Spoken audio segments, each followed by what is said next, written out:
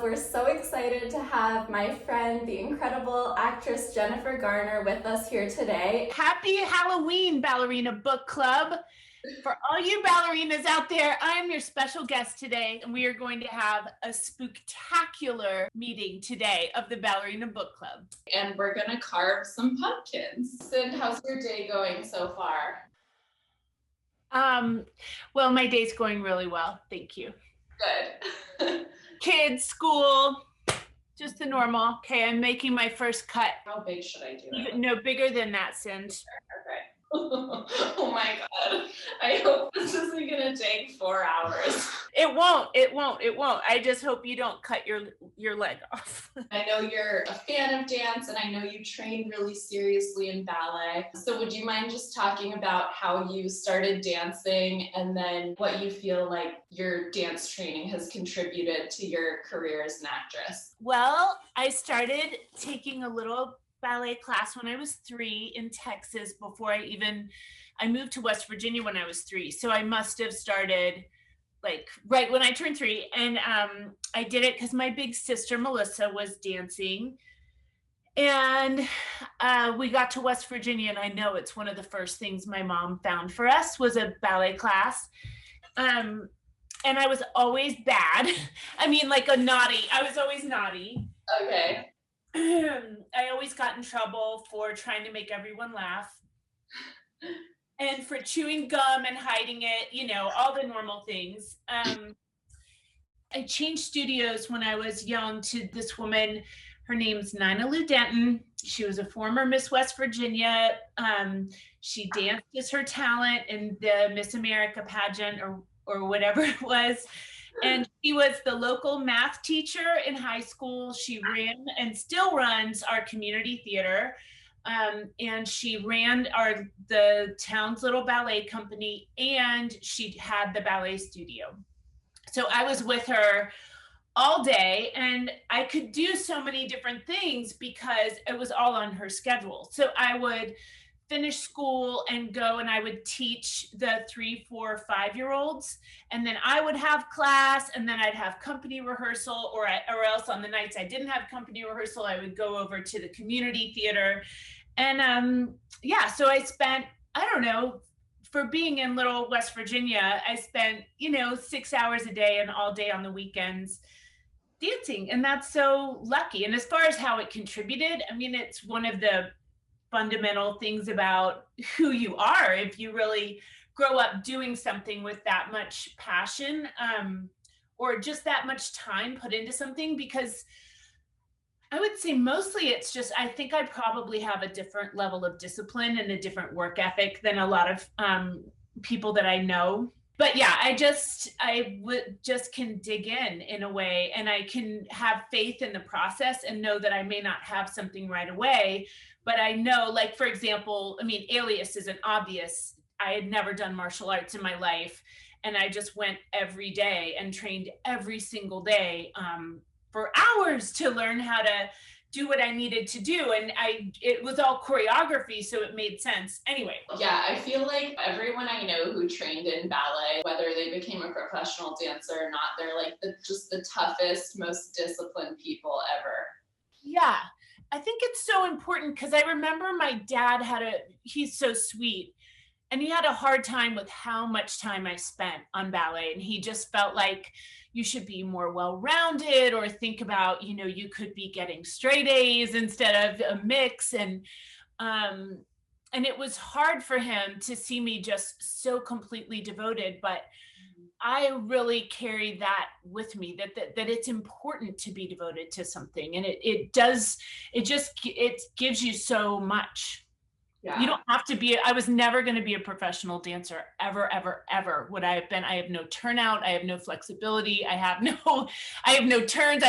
There's none of it except for like a pretty port de bras and musicality and performance that I'm good at, or ever have been. So, but it still is the best thing I ever could have done as a kid. That's so awesome. Okay, I'm going to begin scooping out the innards. Yep. Do you just sort of scrape the edges and Yep. You just go for it, Cindy. The tricky thing about it is the more you scoop, the more strings show up. Yeah. You just have to decide to be cool with it. Okay. Ooh. Anything for Halloween? Yeah, I'm gonna be my favorite emoji, which is the old lady emoji is my favorite. Oh yeah, that's a good It's one. kind of who I am on the inside. My favorite one is like the little grumpy octopus. Yeah. So I read to my kids every night. It's like one of the only things of parenting that I don't know why I got so devoted, became so devoted to it, but it is probably one of the cornerstones of having kids for me and one of the most fun things of all. And my son and I are on the second to last chapter of the last Harry Potter book. Ooh, and I've read them before, of course, but it is so, it's like he's in Zoom school right now and it's all I can do not to go pull him out and finish because it's just so good. When you read them out loud to somebody who hasn't read them all the way through, it's just so much fun. I mean, reading kids literature is the best. Yeah, totally. My dad would read to us a lot at night when I was a kid, and I remember he read like Treasure Island. That was one of my favorites. Yes, we read Treasure Island. So good. Robinson. Oh my gosh, nothing's better. I don't know. I would look forward to that time so much every night.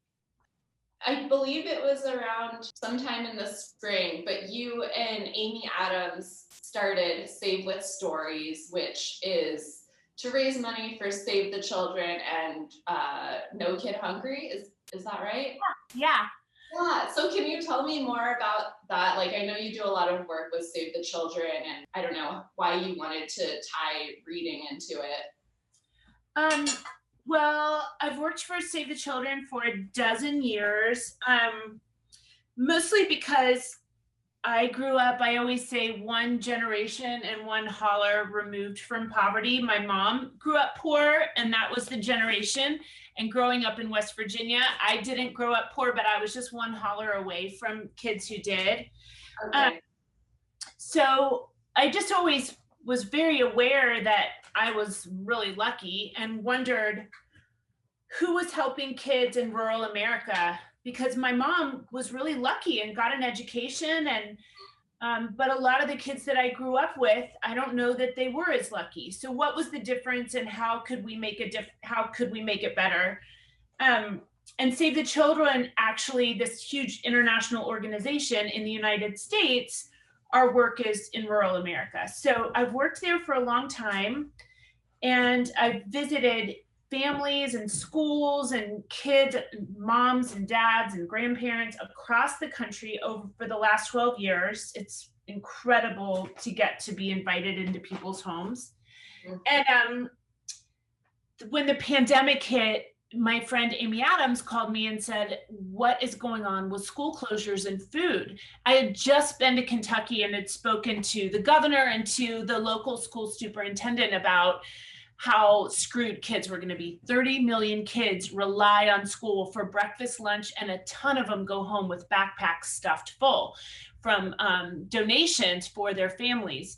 So she said, I feel like if we got celebrities to read, people might make donations. Do you have an idea how to do that? So it was totally her idea. And it was more my execution, because I said, I can do this, and then I will do this. And so I started that night, and the next morning we already had called our friends at No Kid Hungry, set it up, and we just got launched and running. And really it just all happened here in this little room with Mo and me just typing out emails. I think Mo wrote like 2,000 emails in that amount of time. Oh. The cool thing is we did raise millions of dollars, but more than that, people became really aware, not just because of us, but we did help the conversation about the fragility of, the kids' hunger and how they are fed in this country. I mean, hunger in kids tripled.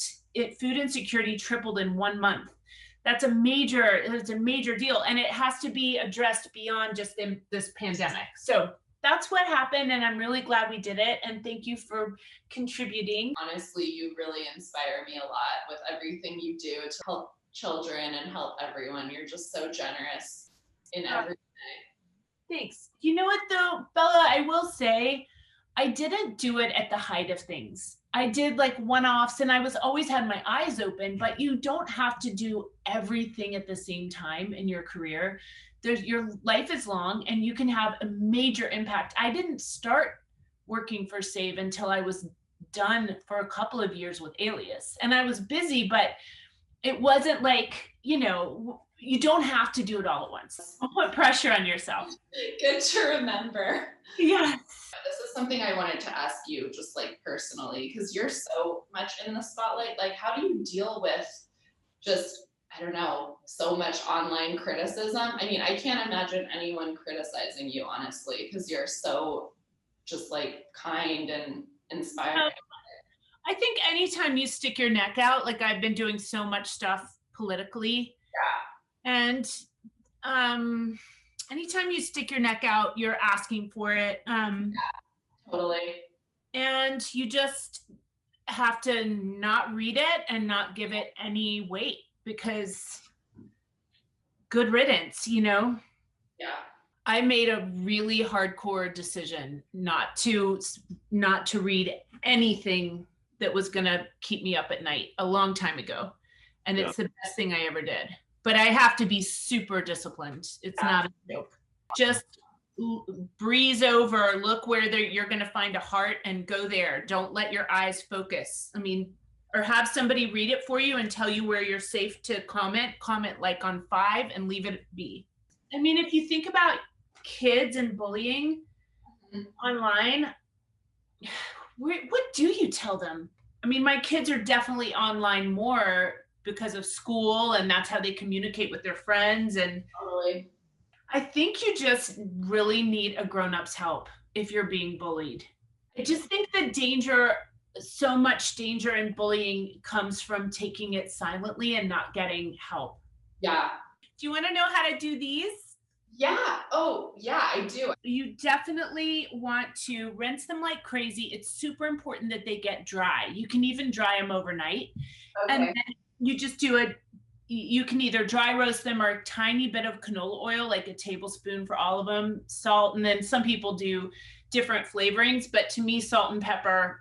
And I forget, you have to look up how long. You can either slow roast them or really do them fast. I'll get it wrong if I tell you, but you will just die at how good they are. What book are you reading right now, Cindy? We're doing You're doing a lot, right? Yeah, we picked 3 books. We had our readers choose the books. So we did Mexican Gothic, A Deadly Education, and then The Haunting of Hill House, which is so good. Oh my gosh. Have you watched that show? I feel like I read that book back when the show was maybe a possibility. That is scary. It's so scary. What were your favorite books as a kid? Gosh, I was a big reader. I loved, I mean, I've probably read the Little House books 100 times each. Oh. And I loved Anne of Green Gables, and I loved like ballet shoes, skating shoes, like all of those. I loved Harriet the Spy was one of my absolute all-time absolute favorites. Who doesn't love Harriet the Spy? I've never read Harriet the Spy. Do I need to read it? It's just fun. I mean, yeah, you do probably. Okay. What's your favorite ballet, and is there a ballet that you would love to star in? I mean, my favorite like story ballet. How can you have a favorite? I mean, you can't just say Swan Lake. I know. Swan Lake is really good though. It is really good. I love Romeo and Juliet. Yes. Oh, you'd be an awesome Juliet. Have you ever played Juliet, like in a play or anything? No, I've done all the scenes, but I've never done it all the way through. Oh my gosh, that would have been a total dream. Yeah, it's such an amazing ballet. But otherwise, I love anything Ratmansky does. He's definitely one of my favorite choreographers to work with. I'm glad I got the rhinestones because I feel like I'm gonna need something to this pumpkin better. Rhinestones make everything better. Yes, they do. Oh. Well, I'm gonna apply the rhinestones now in hopes there's some. I have to show you where I am so far. Hang on. Okay, here's, hold please. Oops. Wait, what? It's like a Russian doll pumpkin. Oh my gosh, that's so cute. Needs a stand. Hang on, I'll be back. I'm gonna keep working, you too. You really set yourself up thinking about having to ask questions and carving a pumpkin when you don't carve them all the time. That is awesome. What's the last book that you recommended to a friend? I'm always recommending books for kids, so I have to think about. I finally just read, oh my gosh, what's it called? What is it called? It's set in France when the, something about the light. I'll have to. Yes, I read that book. All the Light We Cannot See. Yes, yes. So good. Oh. So good. It took me forever to just focus and finish it, but it was so good. And I keep telling people to read it and they're like, yeah, I read that like 10 years ago, but still it's worth going back. Underground Railroad, I loved. Read that. I heard that was amazing. Is your masterpiece completed? Almost. I'm trying to decide if I need more windows on my house. What's happening over there? I want to see. I mean, nothing great. I'm not gonna lie. Oh, that's really good. That's very prima ballerina type A, perfectly symmetrical. Do you know what I learned because I have a food company? Yes. Libby's pumpkin is like not able to send out pumpkin this year, and so people have to roast their pumpkins for their pumpkin pies. So before Thanksgiving, you gotta roast a pumpkin and you can freeze it, you can puree it and freeze it, but you've gotta like learn how to do it. And it's very, I've done it a bunch. It's very simple. You just cut it in half, kind of clean it out, put the two sides down on a roasting pan or a cookie sheet basically, and roast it up for a long, low time. I can't remember, but you should just know we're gonna all have to do our own pumpkins, or it's more likely. No way. Okay, well actually, yeah, pumpkin pie is my favorite. Oh, Jen, yours is so cute. I really love yours, seriously. Thanks. This is me showing up in Brooklyn saying, hey guys, I'm here for class. Show me to your kitchen. Jen, thank you so much for doing this. I really appreciate it. And thanks for the pumpkin carving pointers. And hopefully we can hang out in person soon.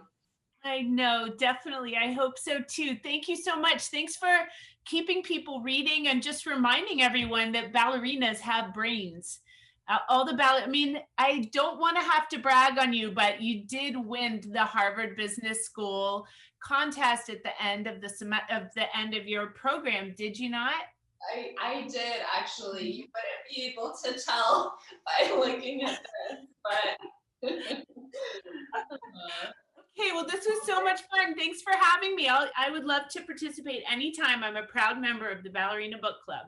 Thank you. You're an angel. Thank you.